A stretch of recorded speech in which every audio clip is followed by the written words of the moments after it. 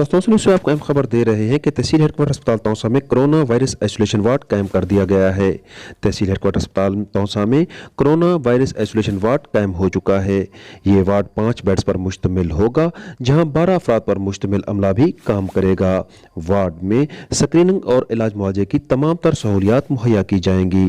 Taunsa news से आपको अहम खबर दे रहे हैं कि तहसील हेडक्वार्टर अस्पताल तौसा में 5 बेड्स पर मुश्तमिल कोरोना वायरस आइसोलेशन वार्ड कायम कर दिया गया है, जहां स्क्रीनिंग और इलाज मुआवजे की तमाम तर सहूलियात मुहैया की जाएंगी।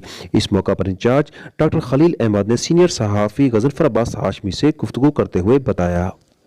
जी, इस वक्त मैं तहसील हेडक्वार्टर तौसा अस्पताल में मौजूद हूँ, जहाँ पर पूरे मुल्क की तरह कोरोना की वजह से जो मुतासरीन हैं उनके लिए एक खसूसी वार्ड कायम किए गए हैं। तौसा शरीफ में भी एक आइसोलेशन वार्ड कोरोना वायरस के मुतासर मरीज जो भी आ सकते हैं उनके लिए बनाया गया है।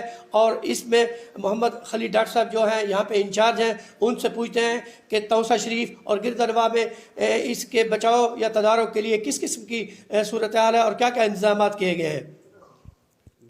बिस्मिल्लाहिर्रहमानिर्रहीम।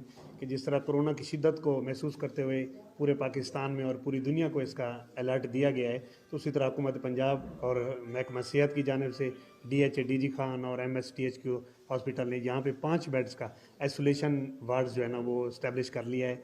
और यहाँ पे 24 आवर जो है ना हमारा स्टाफ, डॉक्टर्स भी, स्टाफें भी और तमाम 12 का स्टाफ हमारा डिप्यूटेड है। और इसमें ये आपको बता दें कि उन्हीं लोगों को जो सस्पेक्टेड हैं, जिनकी ट्रैवल हिस्ट्री पॉजिटिव हो या कंटैक्ट हिस्ट्री पॉजिटिव हो, जिन कंट्रीज़ के अंदर ये